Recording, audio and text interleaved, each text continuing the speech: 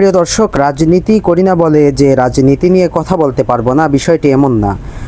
পৃথিবীতে যেখানেই জুলুম হবে, যাদের উপর জুলুম হবে, অত্যাচার হবে, সেই জালেমের বিরুদ্ধে এবং মাজলুমদের পক্ষে কথা বলা এটা প্রত্যেক মানুষ এবং বিশেষ করে ওলামায়ে কেরামের দায়িত্ব। সেই হিসেবে আমরা যদি বলি যে ছাত্রদলের ভাইরা দাবি করেছে যে গতকালকে যে এনসিপির নেতাকর্মীদের উপর হামলা করেছে সেটা তারা করেনি, আর যদি তারা করেও থাকে তাহলে তাদের উস্কানিমূলক বক্তব্যের কারণে করেছে।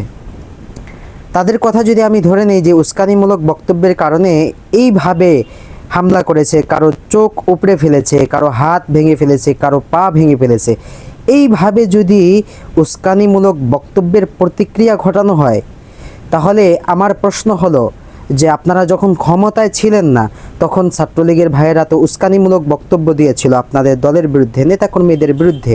তখন আপনাদের এই প্রতিক্রিয়া কোথায় ছিল? আপনারা তখন অনেক সাহসী, তখন আপনারা কি করেছেন? তার মানে তখন আপনারা ক্ষমতায় ছিলেন না, আপনাদের হাতে ক্ষমতা ছিল না, তাই তাদেরকে এভাবে আঘাত করেননি। আর আজকে যখন আপনি ক্ষমতায় এসেছেন তখন সেই ক্ষমতা পেয়ে আবার এমন লোকদের উপর আঘাত করলেন যাদের ওছিলায় সিন্নি পেলেন, হ্যাঁ, সেই মোল্লা চিনলেন না। বিষয়টা এমন হয়ে গেল যে যাদের ওসিলায় আপনারা ক্ষমতায় গেলেন, আপনাদের নেতাকর্মীরা দীর্ঘদিন যাবৎ, দীর্ঘ বছর যাবৎ এরকম বিদেশে লুকাইতে ছিল, গুপ্ত ছিল। এখন দেখা গিয়েছে যে এই আন্দোলনের সাথে অবশ্যই সাধারণ জনতা যুক্ত ছিল, কিন্তু শুরুটা করেছে কোটা আন্দোলনের নেতৃবৃন্দ, নেতা নেত্রীরা। তো তাদের এই দুর্বার সাহসিকতার সাথে জনগণের শক্তি মিশেছে, যার ফলে স্বৈর শাসকের পতন হয়েছে। এখন আপনি ক্ষমতা পেয়ে তাদের উপরে এইভাবে অত্যাচার করতে পারেন না, কিছুতেই করতে পারেন না। এটা তারেক রহমানের বাংলাদেশ ভাবাটাই কীরকম যেন একটা হতবাক বিষয় হয়ে দাঁড়িয়েছে। এজন্য আমি এনসিপির নেতাকর্মীদেরকে বলবো, দেখেন আপনারা প্রধানমন্ত্রী তারেক রহমান সাহেবের যেই দুর্নীতি রয়েছে বা তার যত কাজ রয়েছে সেটা যদি অপছন্দ হয় তাহলে শালীন ভাষায় সেই অপকর্ম, সেই দুর্নীতিগুলোই তুলে ধরবেন, কিন্তু এমন কোনো ভাষা ইউজ করবেন না যা মানুষকে উস্কে দেয়। যেহেতু তারা ছাত্রদলের ভাইরা দাবি করেছে আমাদেরকে উস্কে দিয়েছে, আমরা এই জন্য ক্ষেপে গিয়েছি।